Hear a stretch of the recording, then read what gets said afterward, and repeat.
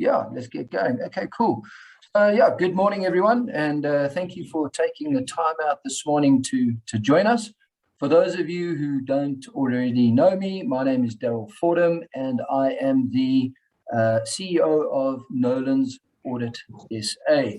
It's my privilege this morning to do a quick introduction to Nolan's, and then we will hand over to Paul Jones, who will be introducing us to the Nolan's Foundation and the 100 Club.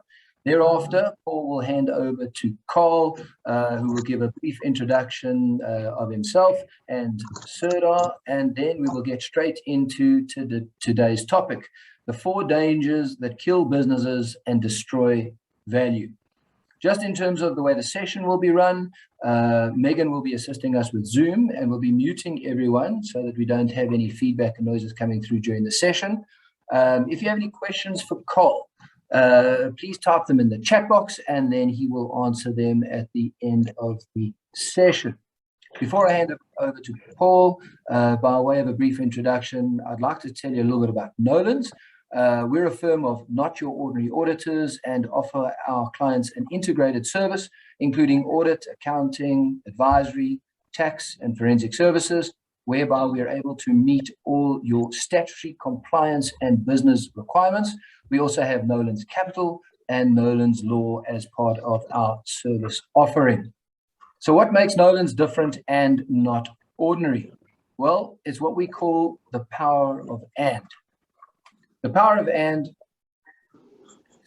the power of and, we found the answer to what really sets us apart from our peers and our competitors, which is being what we are deeply passionate about and what we truly are best at, and that is relationships and solutions. After doing extensive soul searching and engaging with our team, we realized that as much as we're passionate about auditing, tax, accounting, advisory, etc., we're more passionate about relationships, more specifically building mutually beneficial relationships internally with our team, externally with our clients, and with the community at large. From there, we realized that as much as we excel in the compliance space, what we really are best at is for finding solutions for our clients without compromising independence. In terms of our geographical footprint, Nolan's currently has 9 offices around the country and have offices in Mauritius, Zimbabwe, Zambia, Nigeria, Switzerland, and the United Kingdom. Furthermore, we're part of an international network of independent professional firms called GGI, which has approximately 623 member firms worldwide and operates in over 126 countries. This network affords us the opportunity to assist clients in doing business almost anywhere in the world. Now that I've given you a high-level overview of who we are, let me connect the dots between Nolan's and Serdar. In terms of relationships, Nolan's has been associated with Carl Bates and Serdar for many years, and today is not the first time we've co-hosted a session like this together. BC, or as some call it, before COVID, we had a number of co-hosted in-person sessions, however, have never had as great an attendance as we have here today. I guess that is one of the benefits that has come out of COVID and the world going online, as you can see from some of the attendees that are sitting not just in SA, but all over the world. I'm looking forward to the insight that Carl has to share with us today, and I'm sure you are too. I'm now going to hand over to Paul Jones from the Nolan's Foundation, and then he'll hand over to Carl. So, Paul, over to you. Thanks, Daryl, and thanks for the introduction. So my name is Paul Jones, and I'm the CEO of the Nolan's Foundation. It really is an amazing privilege for me to actually head up the foundation. I've been working with foundations or nonprofits for many years, and Clive Nolan, the head of Nolan's, set up the Nolan's Foundation along with the executive team about 4 years ago. And we've been involved in various projects, which have been super exciting. And I think specifically during COVID, we were able to feed thousands of people. I mean, I think everybody was suffering, and our clients and everybody came to the party, and it was wonderful just how much we were able to raise and to help the many people out there who were suffering and were far worse off than any of us. More recently, and what's really exciting for us is we've set up what we call the 100 Club, and we're asking our clients, friends, families, whoever, to join that club. And we have a very specific directive for the Nolan's Foundation. We want to be involved with education. We want to, and when we speak education, we're not just talking the nuts and bolts of education, but also life skills. Young people particularly, well, not just young people, but even older people, are suffering, not suffering, but they really struggle with life skills and personal growth issues. And many of the young people that we work with don't come from, often they come from broken families or one parent, and the schools that they go to don't really help them to develop those life skills that are crucial for their development. And so that's where the Nolan's Foundation is. So we have a project called Equip, which is really to provide better education.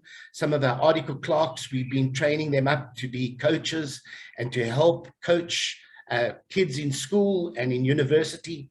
And then we have another program called Launch. And Launch is the program where we focus on life skills. And then we putting a couple of computer labs together. There's tremendous work that we're doing, and the whole model is a collaborative partnership. We work with other organizations, equipping them. We have IP that we train them on. And so we are super excited for 2022 because we're launching the 100 Club this year. We've just launched it in the last maybe 3 weeks, 4 weeks.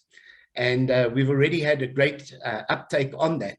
But if there are any of you out there who would like to know more about the Nolan's 100 Club, the Nolan's Foundation 100 Club, I'd really ask you to contact me. And I think Megan's got my email address, which she'll put up for you. Can you do that, Megan?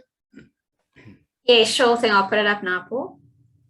But please, if you want to know more, we've got electronic brochures, which we've put together recently, which I can send through to you.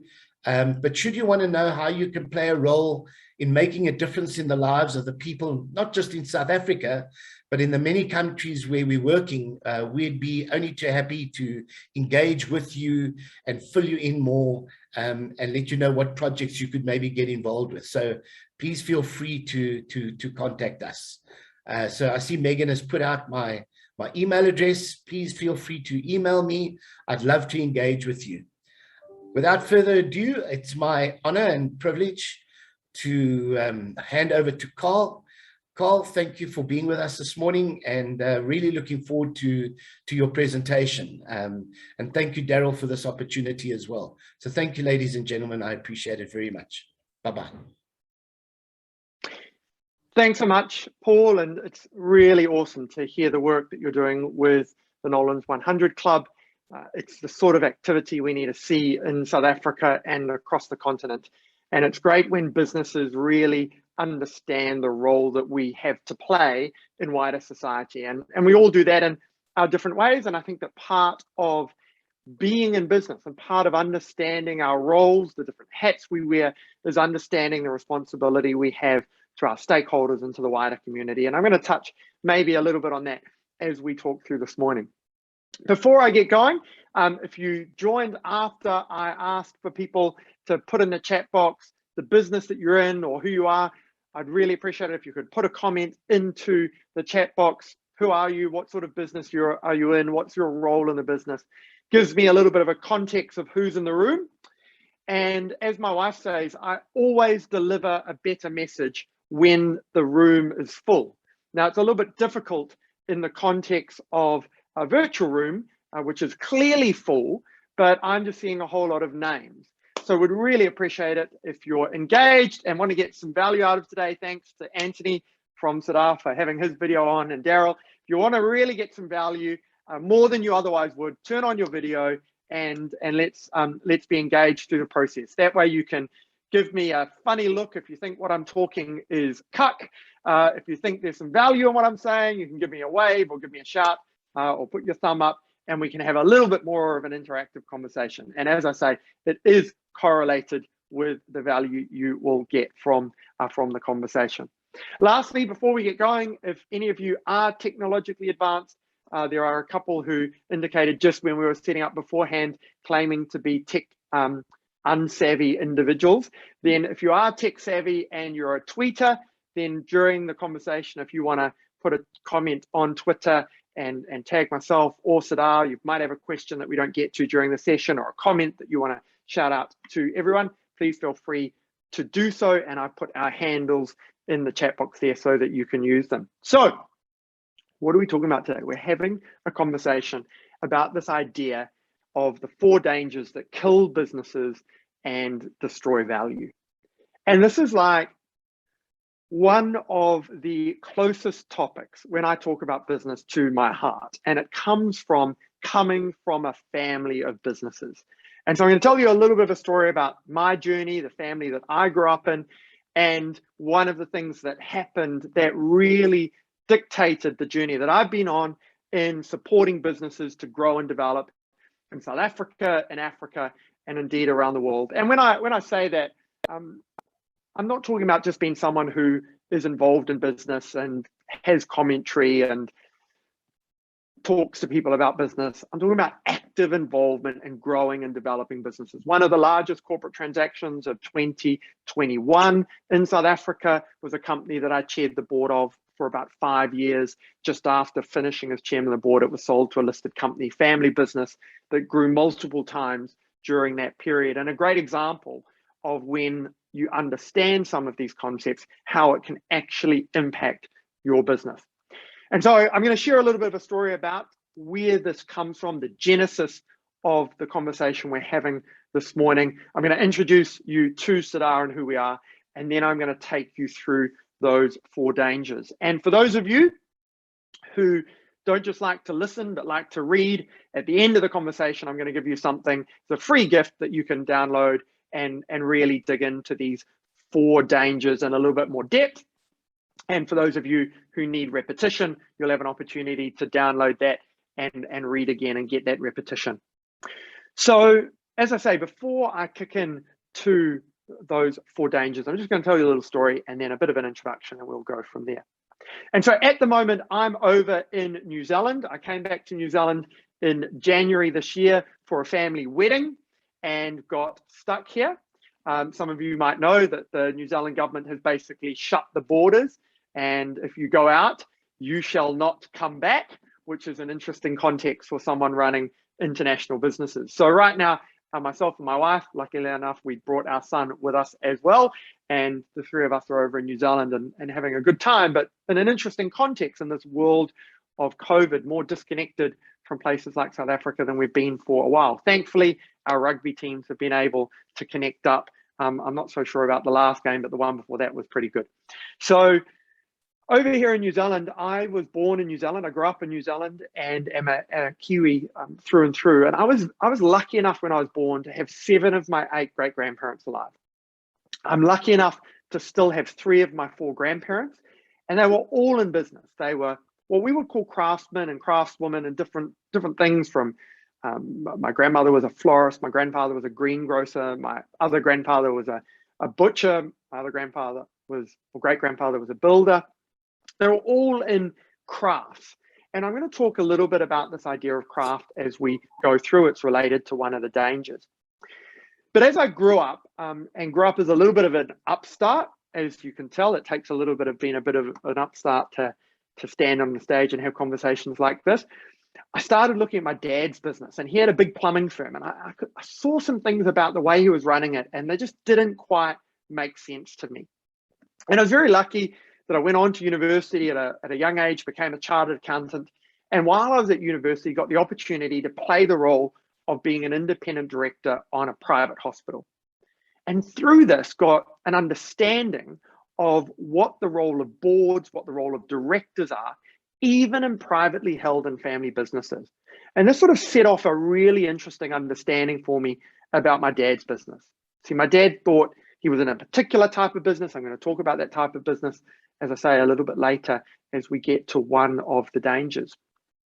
And as I understood this and sort of started to talk with Dad around maybe the way he should do a few things differently, I realized that it's fairly difficult to sit down with your dad and say, hey, but you need to run your business the way I'm saying. You know, it's fairly difficult to sit down and say to your dad, hey, you're doing it the wrong way. And so I decided to start having conversations like this and talking at events like this, ended up being around the world, hoping that one day I would sit back down in a presentation and my dad would be sitting in the audience and he would learn a thing or two by osmosis because there were other people sitting around him saying, hey, this guy knows what he's talking about. Thankfully, there are a lot of people over the years that have said, hey, this guy knows what he's talking about, and have put some of that into action and got some great results from doing it.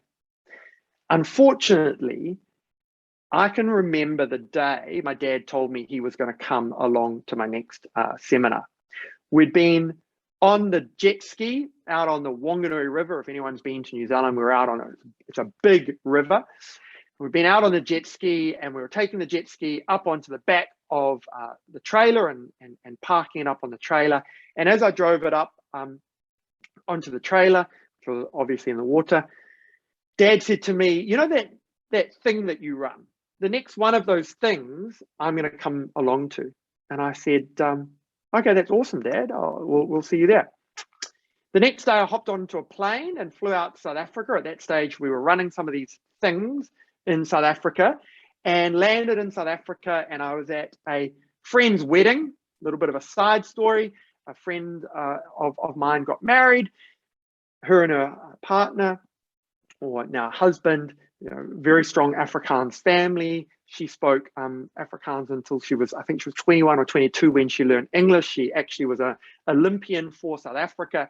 And her fiance asked their only non-Afrikaans speaking friend to MC the wedding. So I MC this Afrikaans wedding with about 3 words of Afrikaans at the time, which was quite classic. It was great because every time I thought one of the speeches was going on too long, I could stand up and no one thought I was being rude because I could just act as though I thought they were coming to the end of their speech anyway.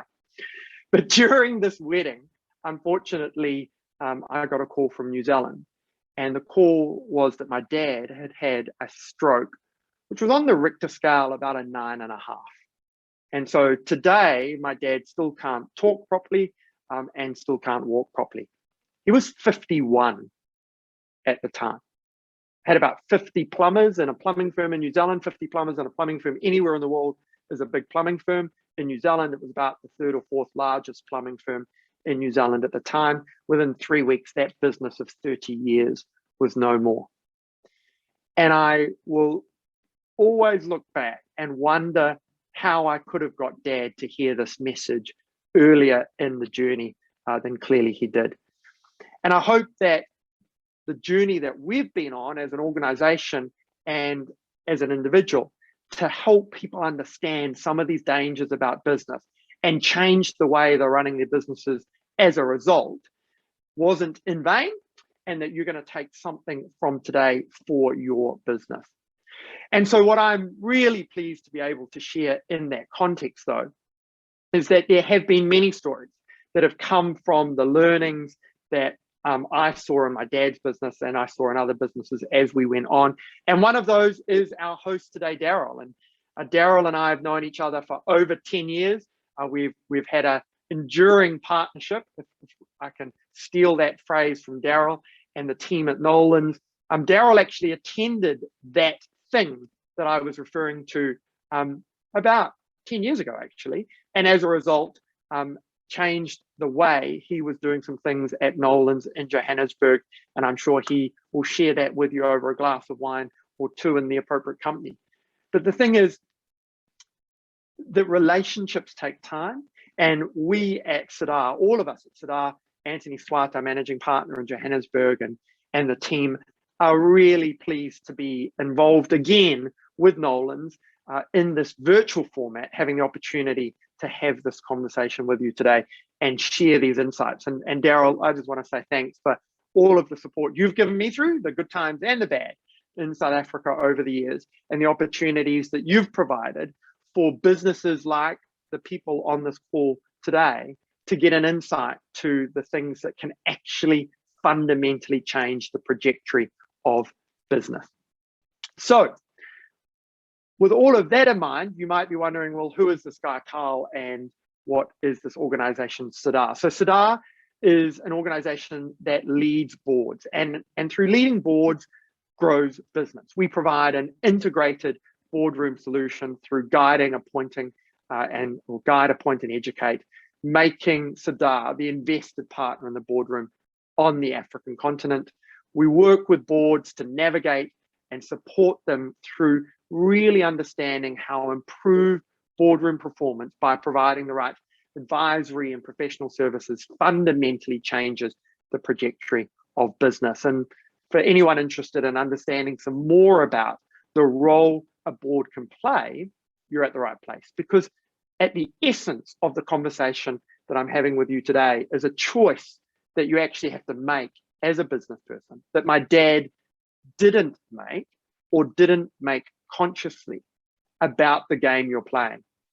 And look, there's no conversation I have on the South African continent, whether it be physically or virtually, where I share about these ideas without a dig at our rugby teams and the idea of playing a game. And there are times where, not very many times, but there are the occasion where my team don't know what they're doing.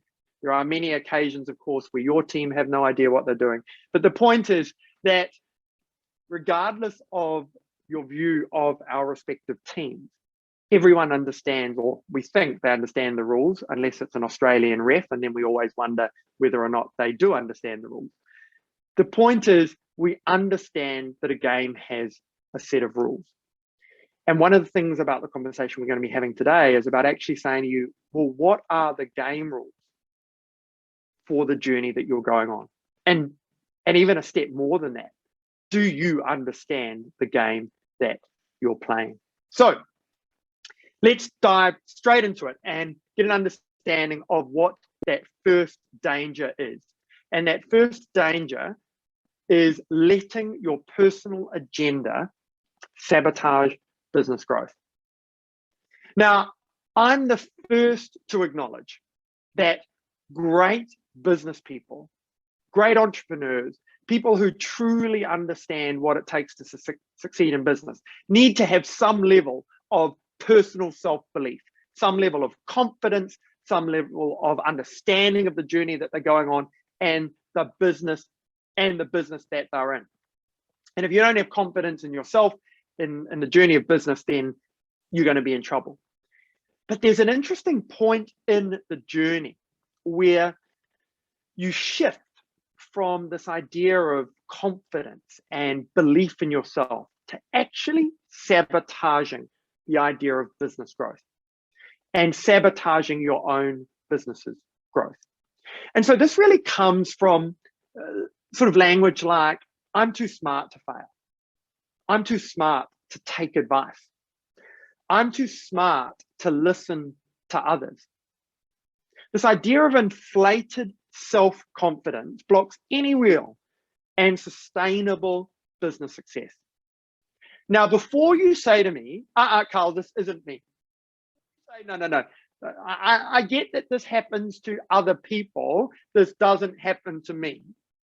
I'd just like you to put in the chat box if you're a director of a company. I'd love you to put in the chat box, yes, I'm a director, or no, I'm not. So this isn't a difficult task. So let's just switch over the chat box. Yes, I'm a director, or no, I'm not. So if we can just do that quickly, there's a few yeses coming through. Yes, yes, yes. There's one no there. Okay, some few other yeses. So lots of people who are directors of companies. Great, wonderful. So if you answered yes, I'm a director, or you just put the word yes, then I want you to answer this next question. If you said no, you have an opportunity to redeem yourself before you become a director. So if you answered yes, I want you to answer this next question. And I'm just going to put a few asterisks in the chat box so we know where the line is. So this is the line for me is now the answers to the next question. And the next question is, if you are a director, so you've said yes to being a director, I want you to say yes or no to this question. And the question is, have you ever done formal director training? So as a director, have you ever done formal director training? So if you're a director, I want you to say, yes, I have, or no, I haven't. And look at how many no's coming through before we see the first yes. And then a whole lot more no's. Okay, great, couple of yeses coming through. And I know that you're telling the truth because you've been on one of our programs, which is awesome. A couple of people saying yes who have done other programs, great, but there's a couple of names there that I can see already, and lots of no's. See, the irony for me is we get to run these things called businesses. We become a director of our companies, and we think that through some form of divine intervention, on the day Daryl or someone at the Nolan's team tells you to sign your director form and become a director of your company, you sign that form, and through some form of divine intervention, we think we now know what it means to be a director. It's really ironic that so many of us go for so long in our journey of business without understanding the game rules of the game that we're playing. And what's interesting about this is the stats that we all know about the failure of businesses. We know that depending on what stat you like or which reference you use, it's somewhere between 65 and 85% of businesses failing in the first year or 2 years, 90 or 85 to 90% of businesses failing in the first 5 years, and something like 95 to 97% of businesses fail within the first 10 years. As I said, depending on which set of stats you use. The point is, it's a lot. And whether it's 85 or 95 is really irrelevant. It's a hell of a big number of businesses that fail because too many of us as entrepreneurs, as business owners, let our sort of view of ourselves and our understanding stop us from taking advice from others. And if you're still not convinced that this danger applies to you, if I said to you, appoint an independent director on the board of your own business, and your response is anything other than that's a great idea, then I ask you to take some self-reflection over this question in your private time. And I know I'm being deliberately provocative, and that's not just because I'm a Kiwi. It's because I think that too many people are too nice to us when they talk to us about our businesses. I think when people say to us, hey, go and go on the journey. I'm thinking about going on the journey of starting a business. I'm going to open a hair salon. You go to all of your friends and you say, I'm going to open a hair salon. And they say, that's great. I'll support you. 9 out of 10 of those friends knowing that come hell or high water, they're not going to let you cut their hair. We're not straight up and down with people when it comes to the idea of business. And I'm certainly going to be the one who talks to you straight about it. So what you've got to do is you've got to let go of that personal attachment. You've got to recognize that there is a distinction between you and your business. A company is, in the eyes of the law, a separate legal entity for a reason. And I don't have time to go into that idea right now, but more than happy to share some insight offline with you about that idea of a company. The key here is the second point on the screen. You have to understand the critical difference between being a craft business and being an enterprise. And this is the thing that I believe my dad didn't understand. A craft on the left here is entirely about the individual that runs it. The moment that guy in the hat realizes he's not going to make any money out of this thing, or it's not going to pay for whatever his preference of enjoyment might be, this business is dead. There's no reason for someone else to come along and say, hey, I'm going to buy your business from you. Okay, the caravan might be worth $1,000 or 1,000 New Zealand dollars or maybe 10,000 bucks or something. But the business doesn't have value. That business on the right, and okay, I'm using McDonald's, and yes, you can say, Carl, you're choosing one of the big ones, but insert whatever you like there. Insert mug and bean, insert a business that you look up to. The key difference is the business on the right has operated or is operating without the reliance on the founder. And so at Sadar, we talk about this idea of understanding the difference between a craft versus an enterprise. This is the game. The game of craft is about you. It's about your skill, your ability, your understanding. It's about your ability to make enough money so that you can bank enough money so the day you retire, you've got enough money to retire on, because your business doesn't really have underlying value. An enterprise is about building something that's not about you, that's separate and distinct from you, that has value that is not connected to your involvement. And in order for that to be true, that enterprise, that business has to have at the core of it a promise, a structure, a reason for being that makes it sustainable without the individual or individuals who founded or operate it. If I get run over by a bus tomorrow, there are so many people within our organization and connected to our organization, like Daryl from Nolan, who understand the promise of this organization being about creating meaningful economic impact, being about ensuring South Africa can actually have businesses to employ people and take the economy forward to the best of their ability. That regardless of whether or not I'm about, Sadar will continue to go forward. And if you can't say that about your business, if you can't name the promise, if your team members don't know that promise, you're not what we would call an enterprise. And that's not a bad thing. I'm not throwing stones and I'm not saying, hey, look at me, whatever. I'm saying this is an opportunity to choose the game that you're going to play and then start to play by the game rules of it. And really, the laws of extreme business success and the conversation I'm having with you today gives you an insight and an understanding to what the game rules are. So, the second danger, and before I go there, can you just put in the chat box, Carl, I got that made sense, or you're talking rubbish, doesn't mean anything to me, I'm not understanding what you've said. Just put in the chat box, got it, understood it, makes sense, got it, thanks, makes complete sense, got it, understood. Okay, cool, I'm gonna give myself a 10 out of 10 for that one, eh? Definitely been 10 messages who've said got it. So let's move on from there. Danger number 2. Now, why is that going like that? Here we go. Danger number 2, killing your future by not knowing your numbers. It's interesting how many people in business say to me, yeah, but I'm not an accountant. Or say, yeah, but like, I don't do numbers. If you are an enterprise, if you've chosen to play the game of entrepreneurship, you've got to know your numbers. You've got to understand your numbers.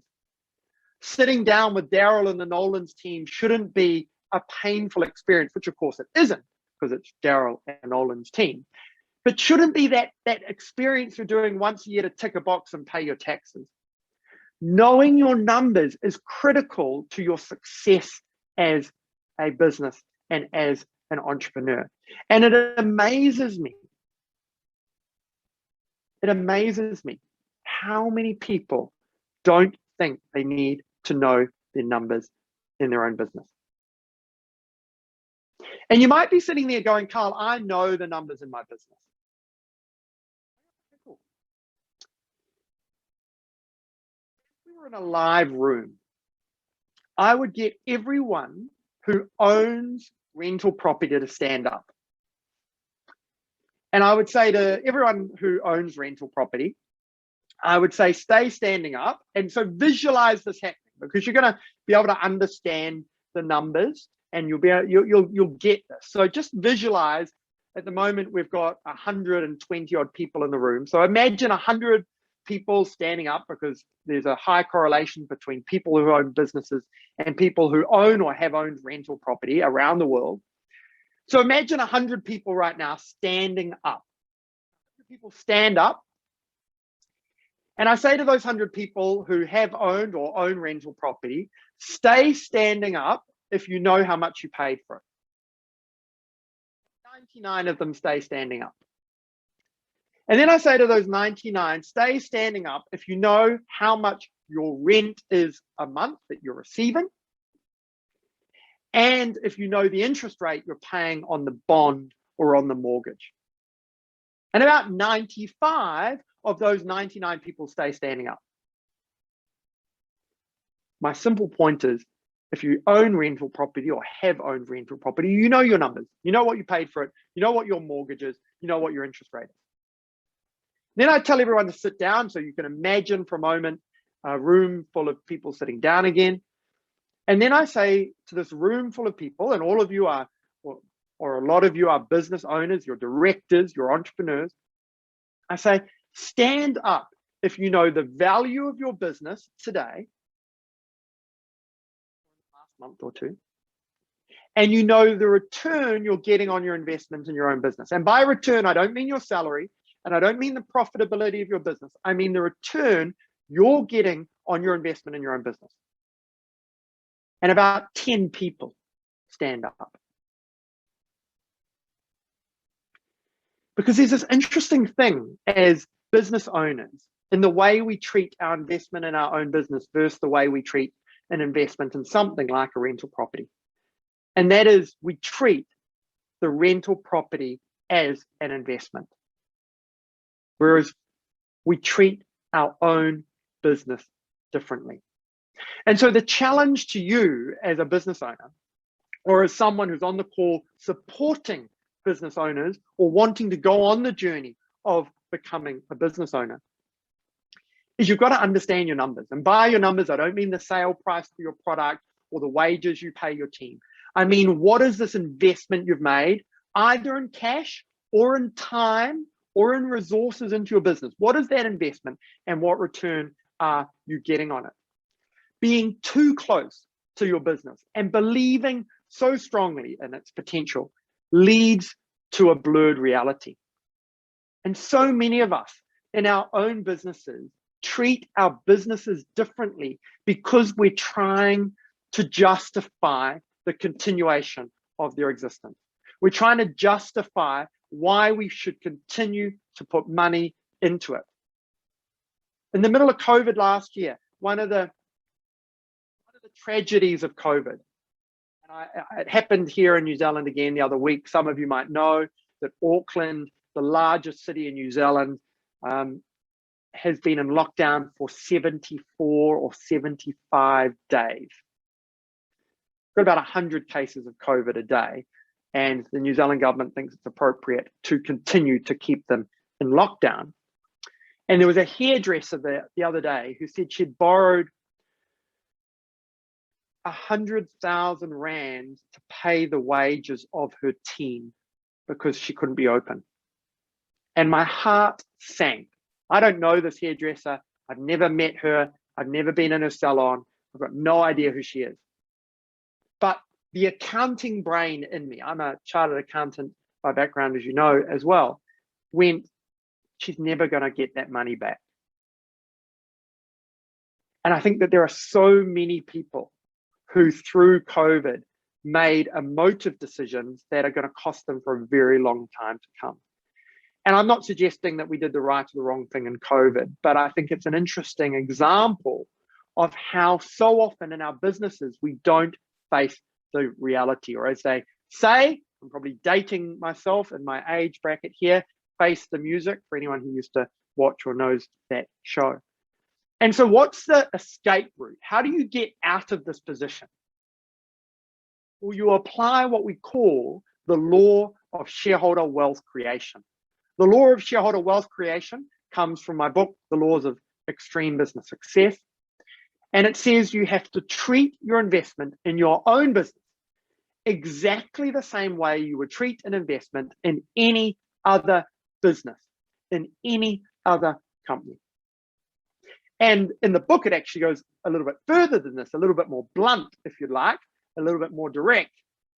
And it says, until you do so, you've lost the game. And you will never achieve extreme business success. Let me say that again. It goes a little bit further and it says, and until you do so, you'll never achieve extreme business success.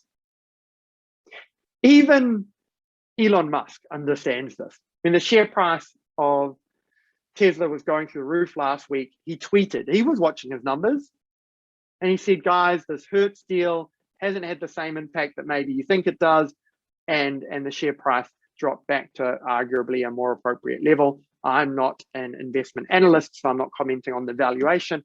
I'm just saying that Elon Musk was watching his numbers. If you justify your investment, the way you put money in and out of your own business, the way you treat it as your personal kitty, without thinking about that return on investment, without understanding the value of your business and what you're going to get for the investment you're making in it, and manage it like you would any other investment, you've lost the game.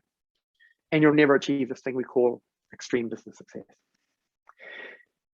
And so with that in mind, let me share with you a comment from a good friend of mine and someone that I've really enjoyed supporting on the journey of seeing their business transform. And I think this is one of the really interesting businesses in South Africa right now. It was one of Business Day's top 5 fintechs to watch a while back. And it's a company called the People's Fund. And the People's Fund is a really interesting business supporting Black entrepreneurs through the procurement supply chain to enable service delivery in South Africa through government, through municipalities, through universities, and also through large corporates. It's around supporting Black entrepreneurs to be able to fulfill their orders by providing them the financing that they need. And Yulisa said, it has been invaluable to see what was lacking in our board was deep financial understanding. So Yulisa and her brother, Leander, who's the chief executive, went through the journey of that first danger of going, we've got this, we don't need help, recognizing that they actually needed some other people to be sitting around the table, got some people involved. We were lucky enough to be part of the team of people who guided them through, and Sadar and the team at Sadar have been walking with them on this journey. And Yulisa went on to say, there has been a great improvement in terms of proper financial reporting and financial management, as well as in the analysis of which levers make the business more profitable. And I've been really, really proud of the work that her and her brother have done in applying this thinking of understanding the business. And the other shareholders, the other entrepreneurs that were involved or are involved in this business have seen that benefit as well. And it comes from accepting this law, the law of shareholder wealth creation, that you have to understand your investment in your own business and what return you are getting on it. And so sometimes when I share these things and I talk about these things, I think sometimes I'm sharing something that people are going to go, well, I already knew that. Or, Carl, that I knew. And there's this really great saying that someone said to me once, to know and not yet to do is not yet to know. To know and not yet to do is not yet to know. You know how when someone says to you, you tell them something and they say, yeah, I know. Sort of, well, if you know, why didn't you do it? You know, to know and not yet to do is not yet to know. So I'm really interested to get a sense of who finds this insight, this law of shareholder wealth creation, really interesting. Who's gone, that's a light bulb for me. If you could put in the chat, Carl, that's a real light bulb for me, or that I needed that nudge or that punch in the guts to get me thinking about my business differently. Kathleen's come straight out of the bat and said, yep, thanks, Kathleen, for sharing that. Definitely, yes. Sure. I think this is one of the most powerful things to understand about your own business and about the journey of understanding what it takes to shift your result. Jan says yes. Alison says yes. Cool. Well, I'm pleased that that one is valuable for you. So let's go on to danger number 3. So here's an interesting one for you. Believing that business owner is an actual title. So there are a number of you who have gone, Carl has just gone mad.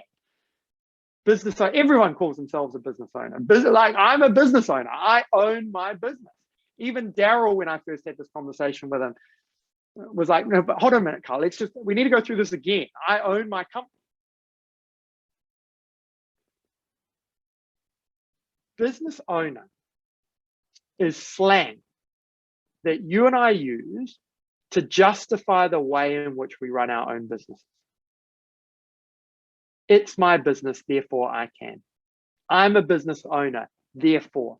It's my company. Basically, I can do what I like. Did you know the term business owner is not found in any legislation in South Africa, in Africa, or anywhere on the planet? Business owner is language that small business owners, and I use that comment, that title like this, that small business owners use to justify why they're staying small.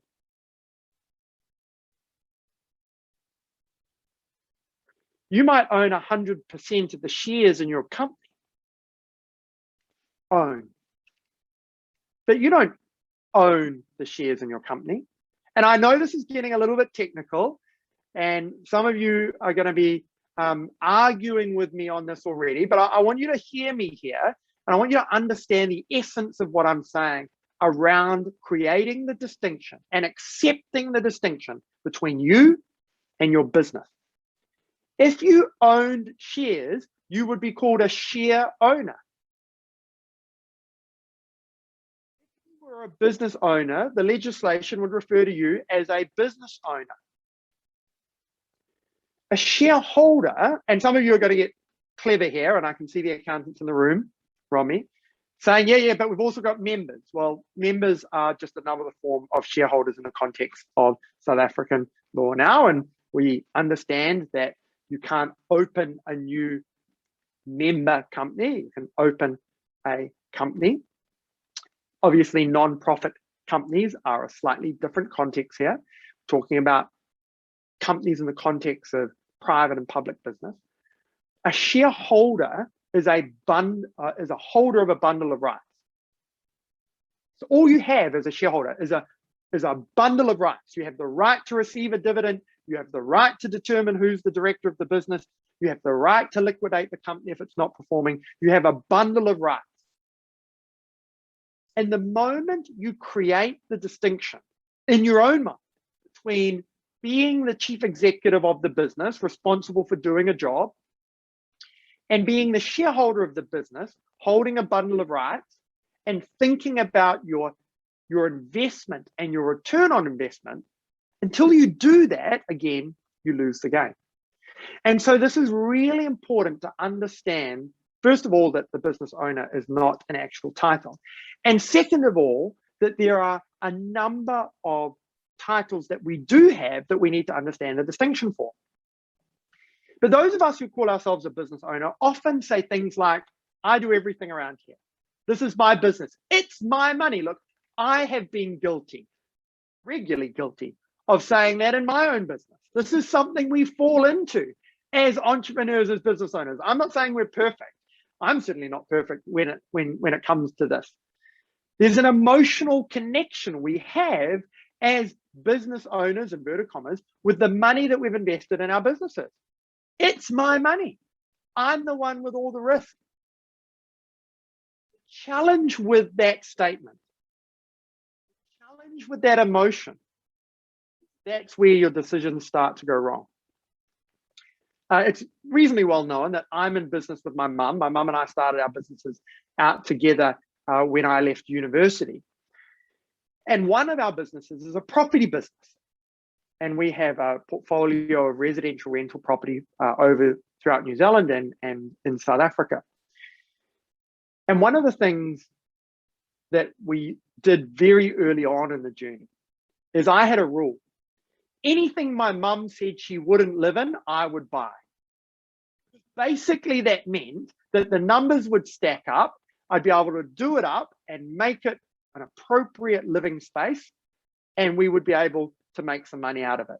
So mum's emotional buying decisions basically were going to cost us money because she wouldn't have bought anything because she wouldn't have lived in it. And that was basically the way we started our property business. We would buy anything that she didn't want to live in. And I think that the interesting thing in that comment for me, and that I'm wanting you to take from that, is understanding the difference between emotional decision making and the role of business and the decisions you've got to make in business, and the way our own emotions can actually be our own handicap in business. Our own emotions can be the things that hold us back and stop us succeeding.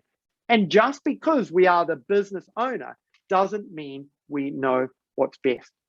So what's critical to this journey is understanding the three hats, or what we call the law of three hats, and keeping them separate and distinct.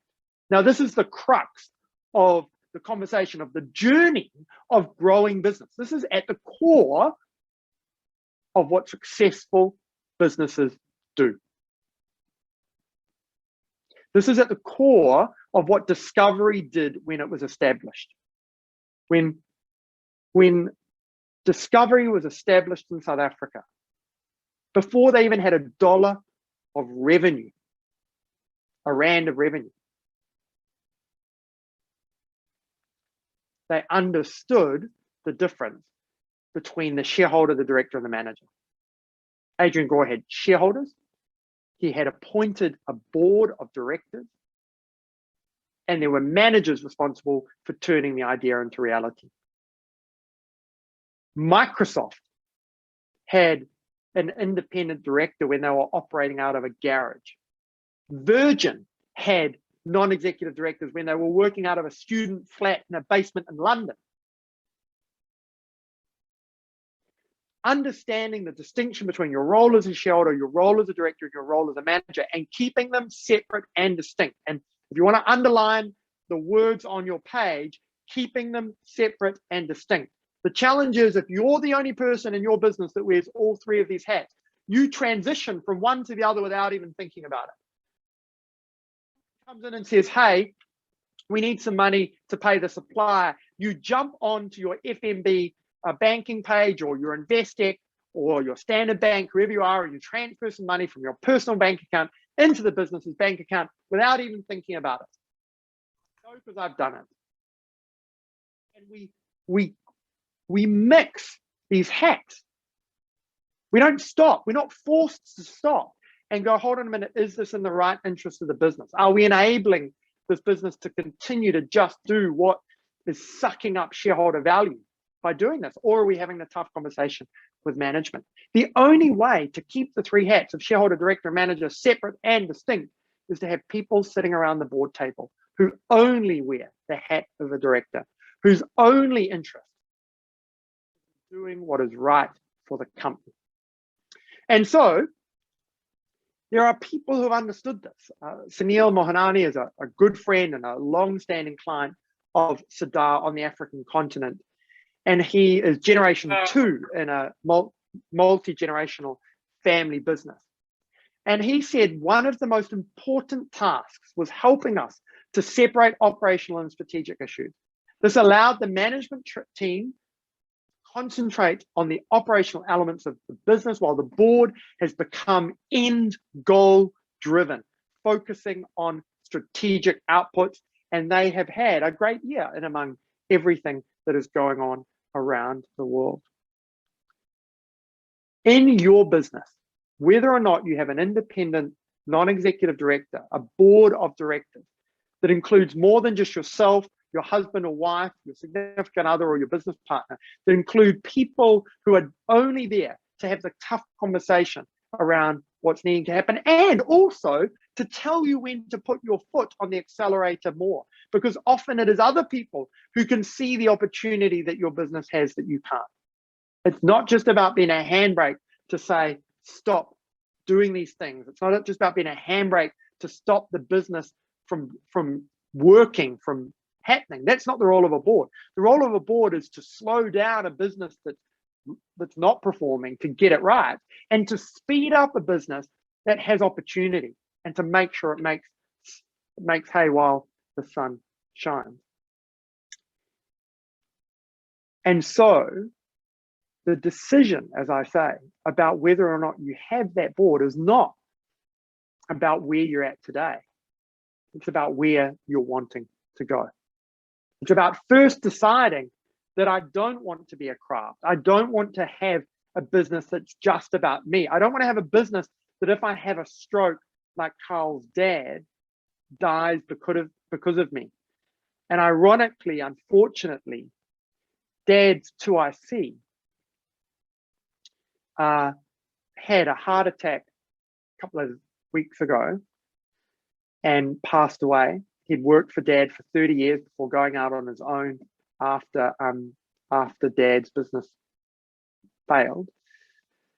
And Dad obviously had had a stroke and didn't go back into his business. And I was speaking with his son yesterday, and his business has now, the father's business has now been closed because it was about him. And that's what happens. Now, whether your proverbial yellow bus is a stroke or a heart attack, or just getting to the point where you want to retire and realizing that there's nothing you can sell of real value to be able to have the retirement that you envisage, whatever your proverbial yellow bus is, deciding that you want to be an enterprise, to have something that is of value, is the first step. The second step is then deciding the size of the game you want to play. Discovery wasn't a big business when it appointed a board of directors. It was an idea that knew it wanted to go somewhere. Virgin wasn't a big business when it had a board of directors. It was a business that had got off the ground that knew it wanted to go somewhere. Sunil and his team at Mohanani Group was a business that knew it wanted to get better. What is the journey that you are wanting to go on in your business?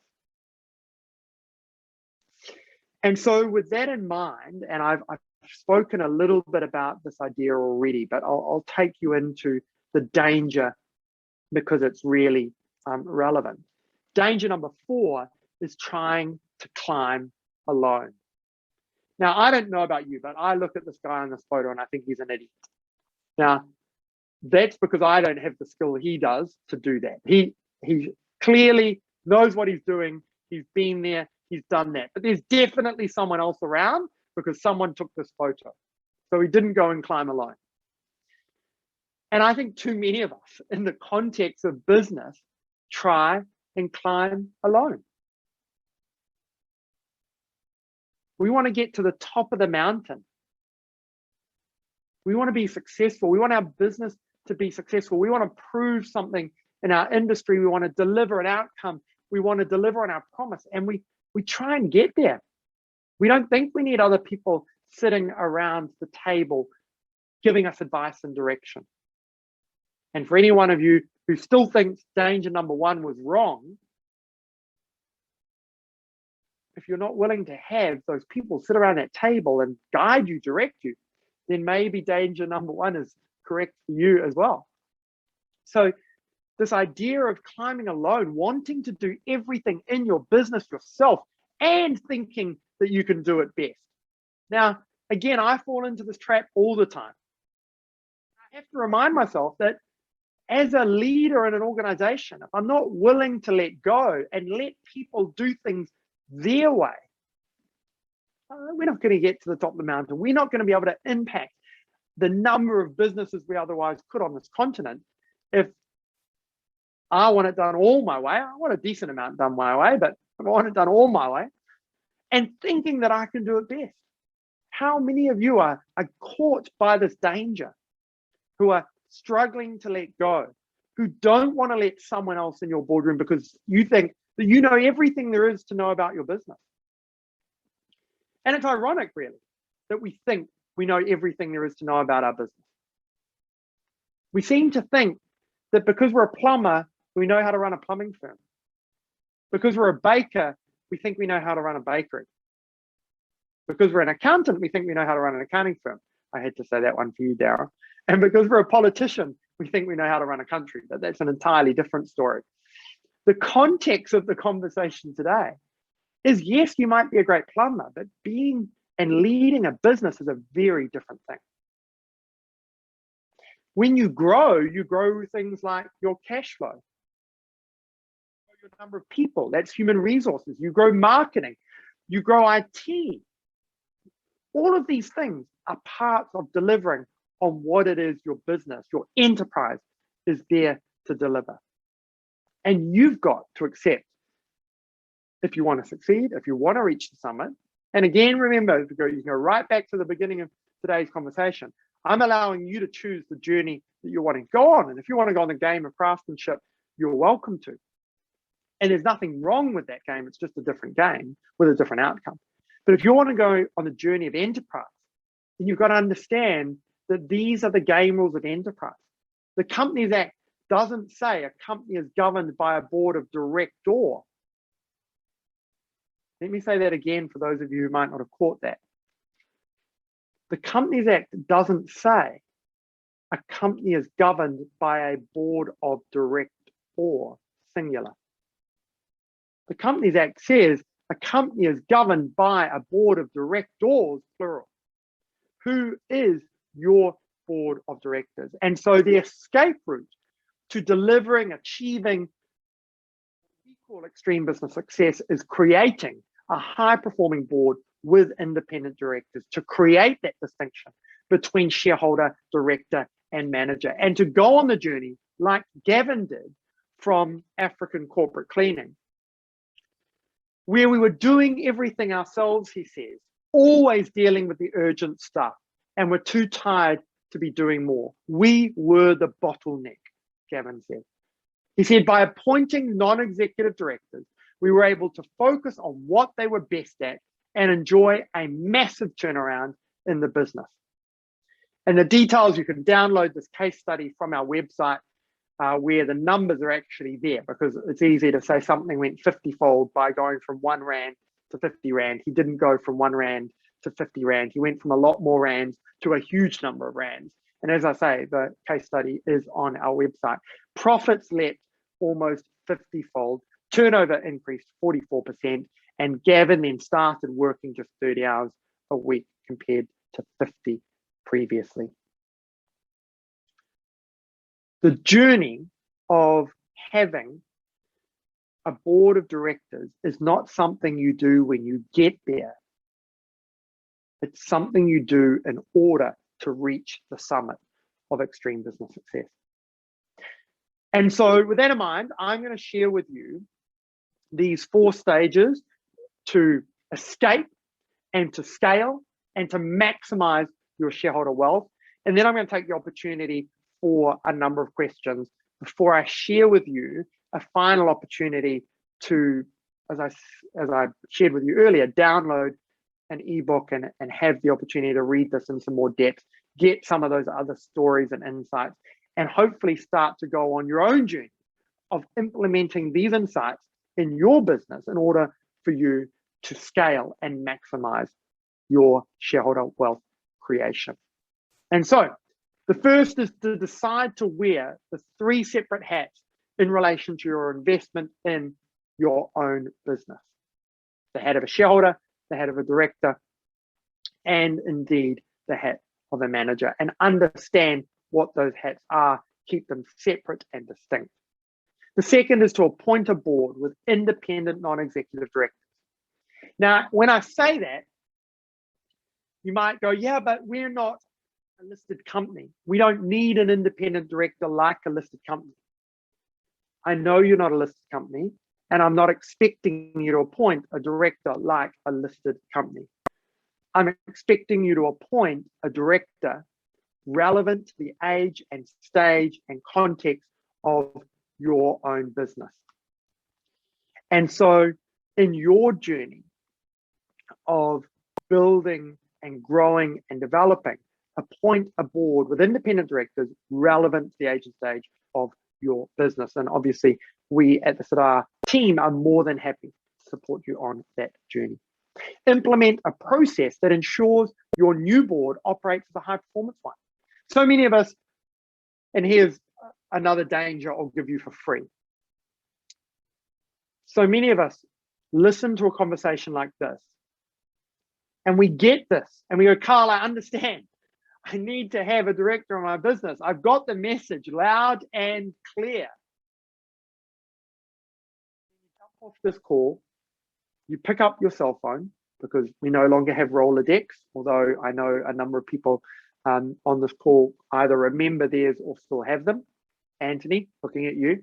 And we pick up our Rolodex or our cell phone, and we ring the person that comes to mind that's just sold their business or just stepped off a board, and we ask them to be a director of our business. There's two flaws with that. First of all, they might not be the right director for your business. Secondly, a board and the people sitting on the board are two different things, or two parts of a whole. Having a high-performing board isn't just about having the right people sitting around the table. It's about having a methodology. It's about having a process. It's about understanding what the role of a board is. Go back to that question I asked you earlier. It's about going on some training as a director and going, well, what is this thing called a director that I am? How can you expect to have a successful company if you don't even know what a director's role is in a formalized sense? And by a director's role, I don't mean, what does the legislation say a director must do? That's not what I mean. You know, I've got a first-class honors degree in accounting. I'm a chartered accountant. I've got a graduate diploma in finance. I'm a chartered member of the South African Institute, the New Zealand Institute of Directors. I'm a fellow of chartered fellow of the South African Institute of Directors, and a member, an honorary member of several other institutes on the continent.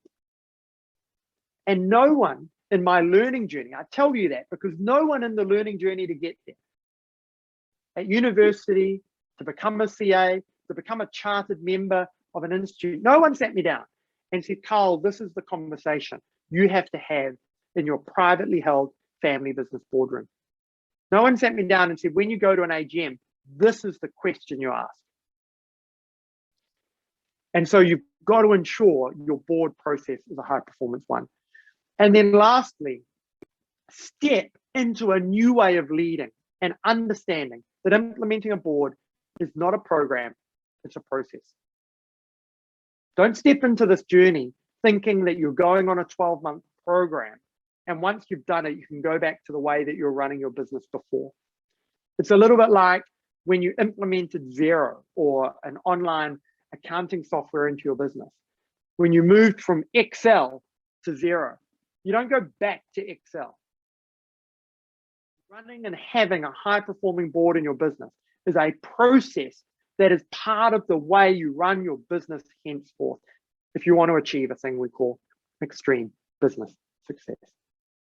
And so on that note, I'm going to take a pause before I share with you a final gift and say, is there anyone who would like to ask a question on any one of the 4 dangers I've shared so far this morning? So I'm going to take the presentation away. I'll put it back in a moment when we share that final gift with you. And for now, if you've got a question, please can you throw it into the chat box, or you can put up your hand and ask that question if you'd like, and I'll watch who's putting up their hand and we'll see what we can do there. But if you've got a question you'd like to ask, please throw it in the chat box about any of those 4 dangers.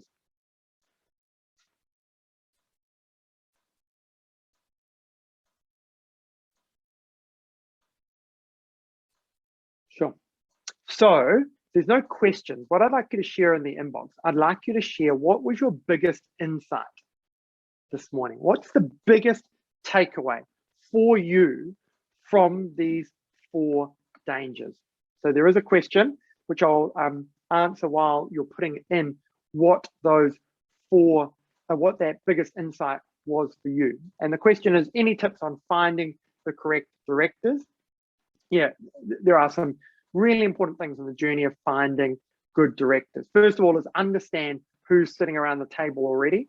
Understand that from both the skills perspective, from what we would call a natural energy perspective. We use the tool at SADA called the contribution compass, understanding whose energies around the table, what their contribution is to your board, the skill sets of your existing directors, and where is your business going?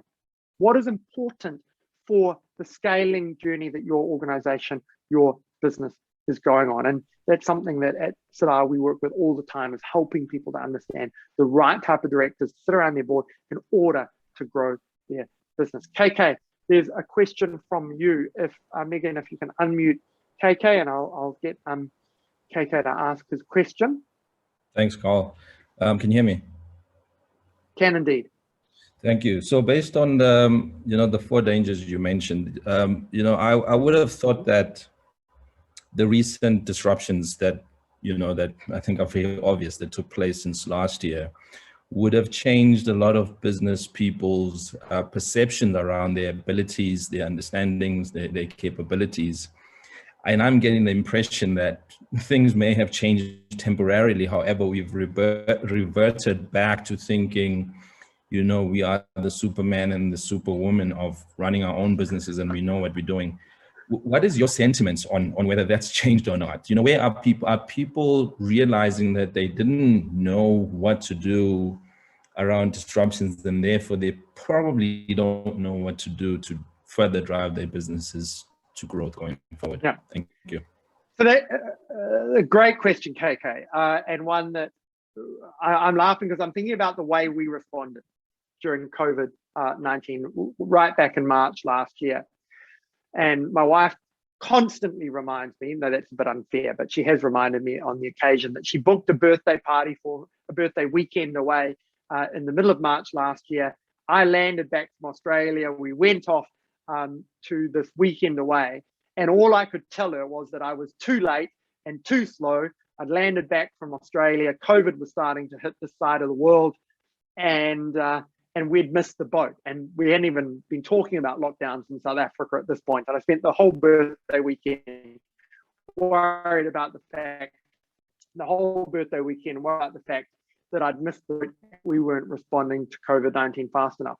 And why I chuckle is because after that, we got on the forefront of how to support business to respond. And we did a couple of things, and I'll talk about those in a moment. But in essence, there were 2 ways business owners and business people responded. There were those that buckled down, that put their head in the sand and just tried to get through it and burnt a lot of money.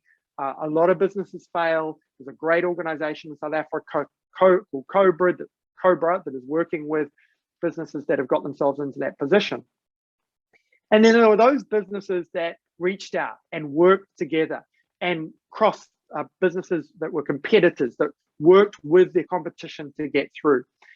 And we actually went out to a number of businesses at the beginning of that COVID process in April, and we said, hey, we know you've been thinking about putting a board in place.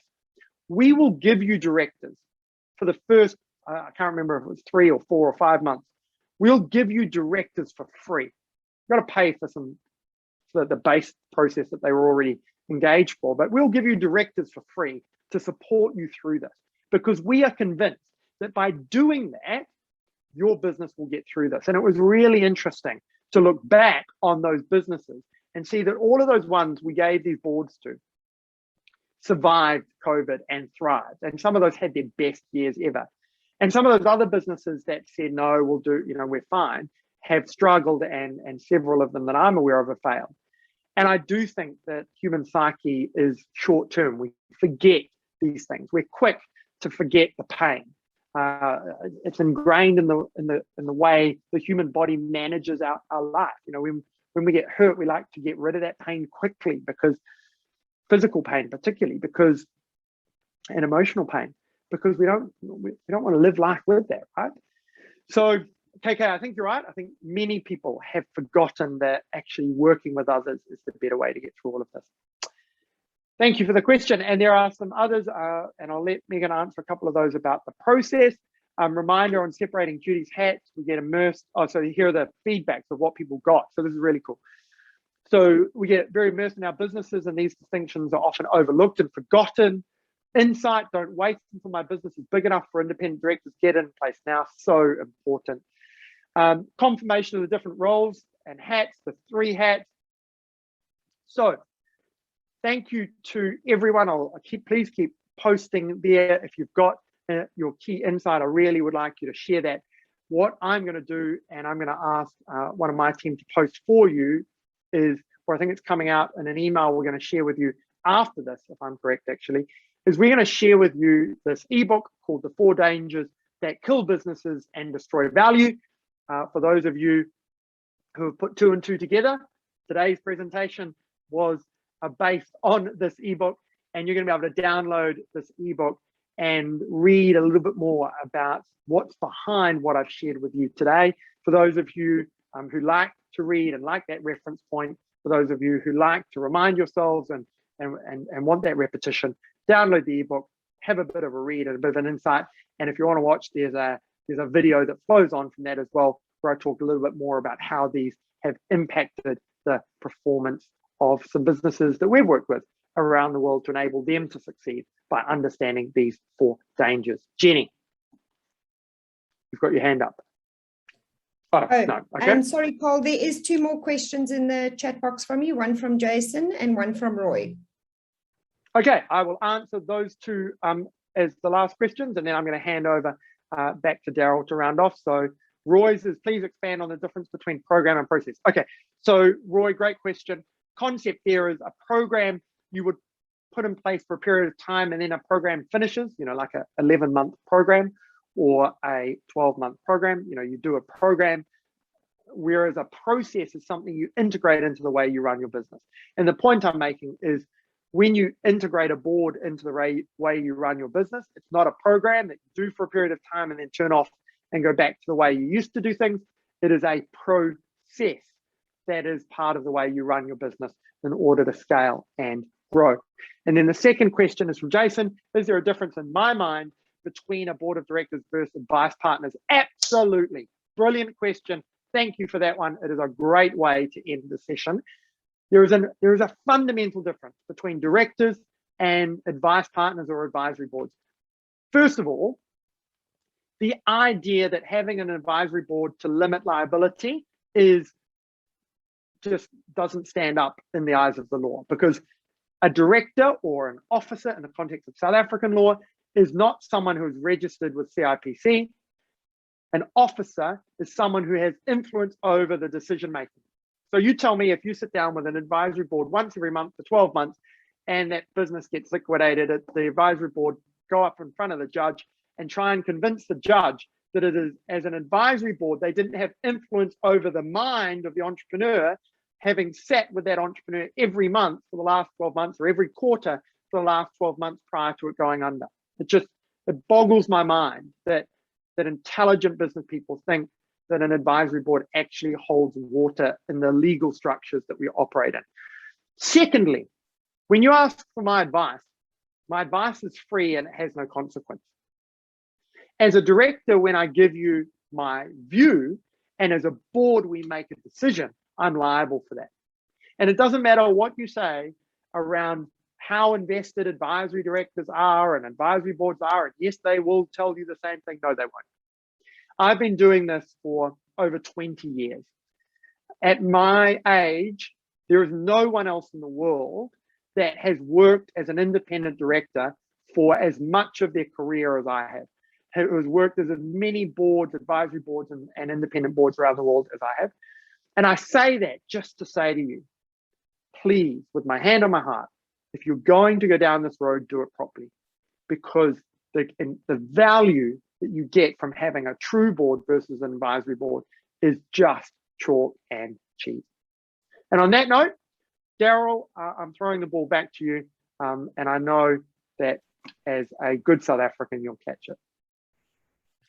Thank you, Carl. Can you drop your presentation there? Thank you very much. Okay, guys. So I've attended a number of these sessions with Cole, and after every single one of them, I feel seriously uncomfortable and challenged. So Cole, I'm pretty sure that there's a lot of people on this call that feel seriously uncomfortable and challenged, however, in a good way. I've known you for many years, and I've seen the results of some of the companies you've been involved in, and there's definitely benefit. It is a big step to take, but yeah, I think there's massive value out of this the session we've had this morning, and yeah, highly recommend that. Even if you don't engage directly with Serdar and Cole and all the rest of them, have a serious reflection on where you are, where your business is, and how some of the points that Cole's raised this morning could potentially impact and improve, and really seriously challenge yourself. Yeah, so on that note, we've got 3 minutes to go. So Cole, well done in terms of keeping it in track. I know you can talk forever when you get going, but yeah, so yeah, guys, thank you very much. Thank you everybody for joining this morning. And on that note, we will close off. Megan, anything else from your side? No, that's all. Thank you, Daryl. 100%. Sorry, one of the questions was, will the recording be shared? Are we going to be sending something out? Yes, so we'll be sending out a follow-up email with the recording and the link to the ebook that Cole Bates just spoken about. Fantastic. Thank you very much, Cole. Once again, thank you very much. Always a pleasure. And yeah, I can say good night to you. And then Paul Jones, thanks very much. And hopefully some of the guys heard what you said, and we'll also jump in and connect with you. Thank you very much, everybody. Have a fantastic day further. Keep well. Thanks, Daryl.